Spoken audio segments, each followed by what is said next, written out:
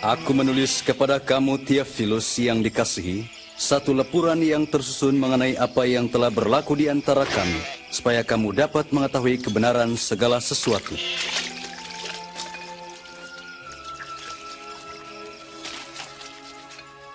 Pada zaman Kaisar Agustus dan semasa Herodes bertakhta di Yudea, Tuhan mengutus malaikat Jibril untuk mengunjungi seorang perawan di kota Nazaret, namanya Maria.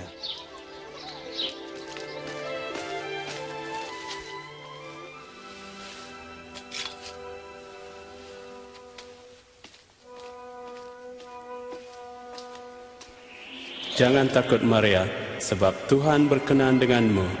Kamu akan mengandung dan melahirkan seorang anak lelaki, dan hendaklah kamu menamakannya Yesus. Bagaimana mungkin terjadi? Aku masih perawan. Roh Tuhan akan menyertaimu, sebab itu anak kudus itu akan digelar anak Tuhan yang maha tinggi. Kerajaannya tidak akan berkesudahan. Maka berangkatlah Maria ke sebuah kota di Yudea untuk melawat sepupunya yang juga sedang hamil secara ajaib. Elizabeth, Maria, sepupuku. Kaulah wanita yang paling diberkati. Diberkatilah buah rahimmu. Ketika ku dengar salammu, anak dalam rahimku melonjak kegirangan. jiwaku memuliakan Tuhanku, dan hatiku bergembira karena Tuhan penyelamatku. Mulai sekarang semua orang akan menyebut aku berbahagia.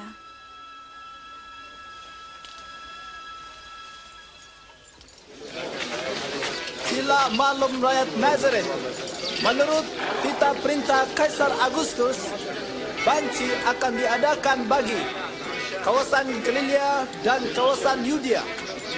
Semua orang harus mendaftar diri di kampung asal masing-masing.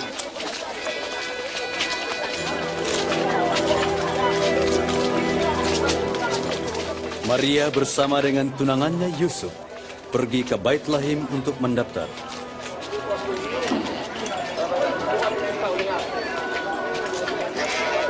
Tetapi tidak ada tempat bagi mereka di Baitlahim. Satu-satunya penginapan yang masih kosong ialah sebuah kandang.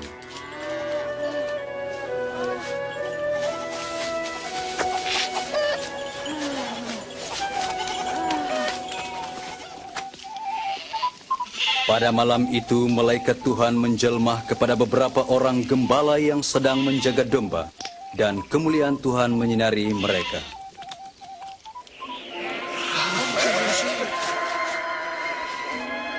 Pada hari ini di kota Daud, Tuhan Yesus penyelamatmu telah dilahirkan.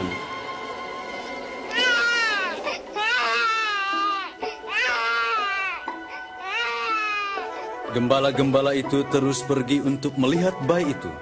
Merekalah yang mula-mula menyebarkan berita baik tentang kelahiran penyelamat melalui seorang perawan.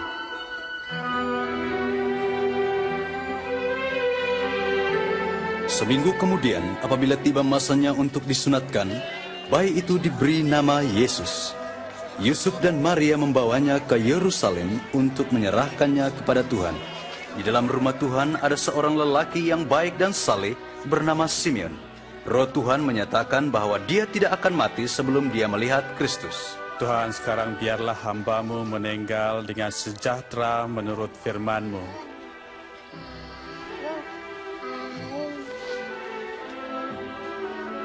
Sebab aku telah melihat penyelamatan-Mu. Anak ini telah dipilih oleh Tuhan. Tuhan memberkati kamu berdua.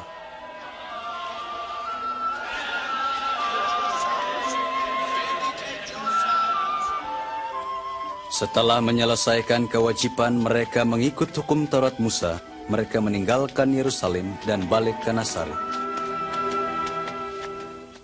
Bila Yesus berumur 12 tahun, Yusuf dan Maria membawanya ke Yerusalem untuk merayakan Paskah. Dalam perjalanan pulang, mereka berpikir Yesus ada bersama mereka, tetapi Yesus masih di Yerusalem.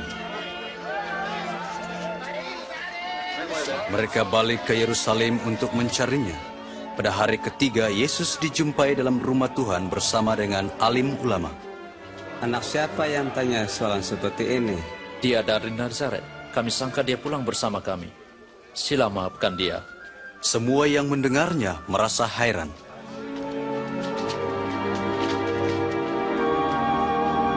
Nak, kenapa kamu lakukan ini kepada kami? Aku dan ayahmu risau mencari kamu. Kenapa ibu mencari aku? Tidak tahukah ibu, aku mesti berada dalam rumah bapakku?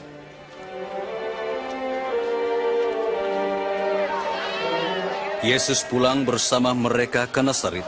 Dia bertambah besar dan bijak, serta dikasihi oleh Tuhan dan manusia.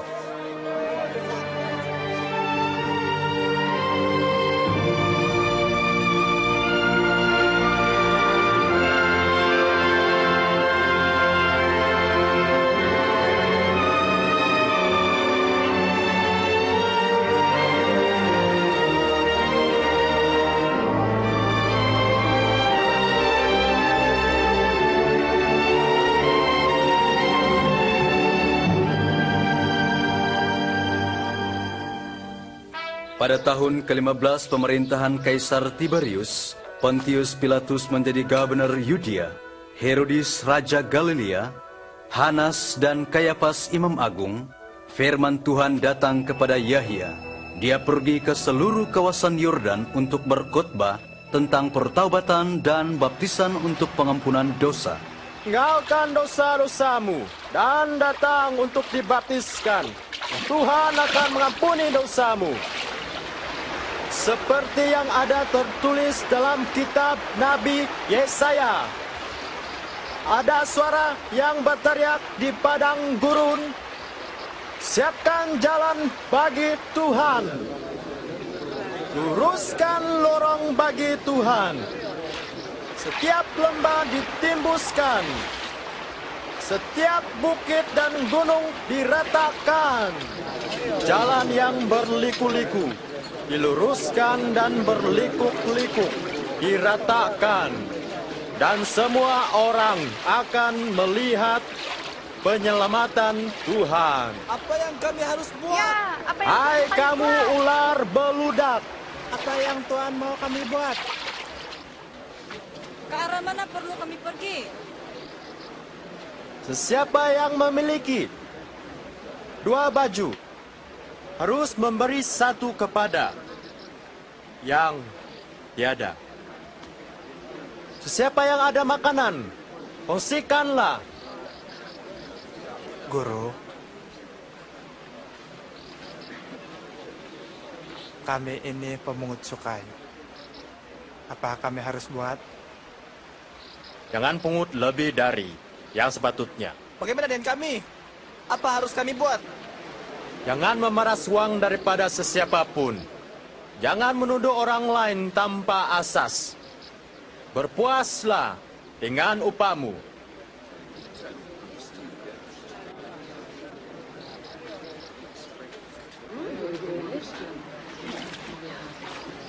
Beritahu kami, apakah kau Kristus?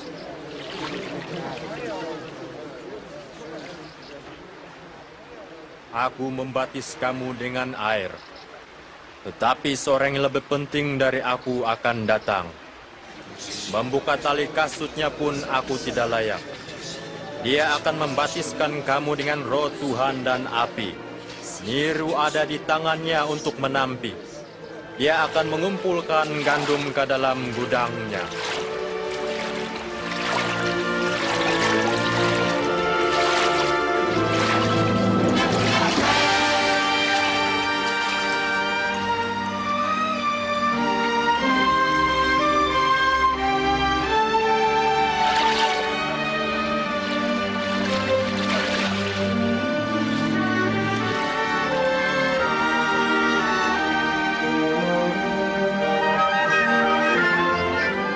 Roh Tuhan turun ke atas Yesus dalam rupa seekor burung merpati.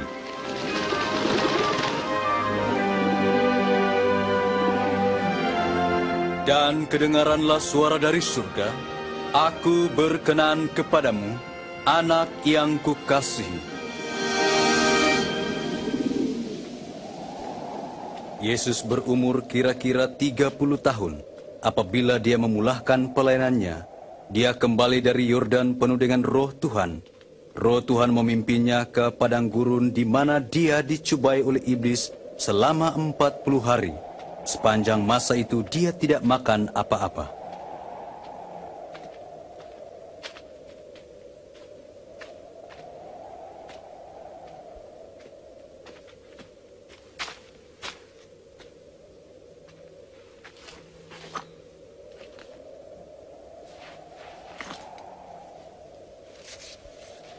Iblis berkata kepadanya, "Jika kau anak Tuhan, perintahkanlah batu ini menjadi roti."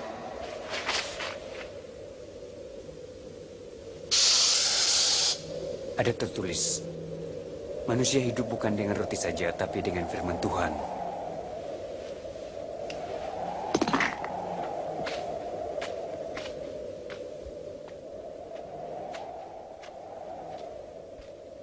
Kemudian iblis membawanya ke tempat yang tinggi dan dalam sesaat menunjukkan kepadanya semua kerajaan dunia ini.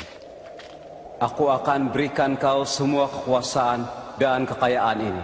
Semua ini telah diberikan padaku dan aku berhak memberikannya kepada sesiapa saja. Semua ini akan jadi milikmu jika kau menyembah aku. Ada tertulis, engkau harus menyembah Tuhan dan Dia sajalah engkau layani.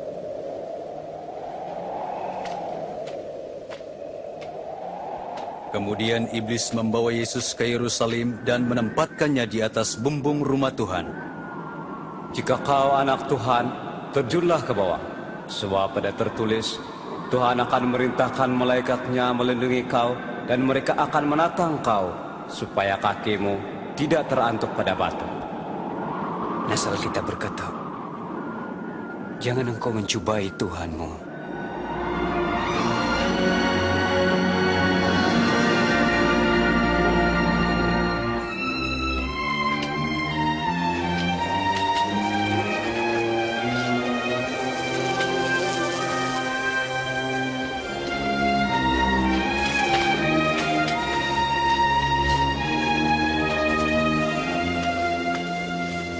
Yesus pergi ke Nazaret, tempat dia dibesarkan.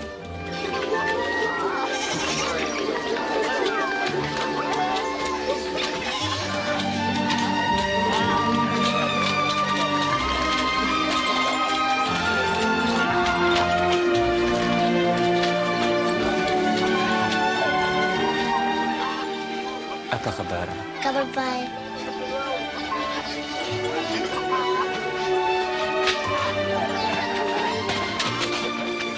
Seperti biasa, dia ke rumah ibadat pada hari Sabat.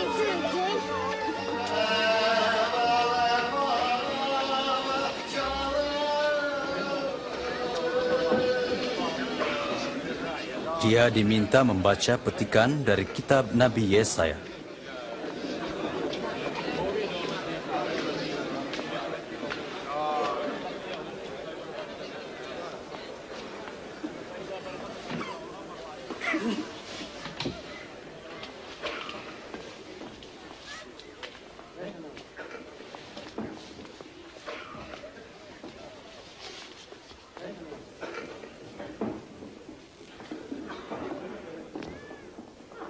Roh Tuhan ada padaku. Ku dipilih menyampaikan kabar baik kepada yang miskin. Dia mengutus aku memberitakan pembebasan pada tawanan dan penglihatan pada yang buta. Membebaskan yang tertindas dan mengumumkan bahwa tiba masanya Tuhan menyelamatkan umat.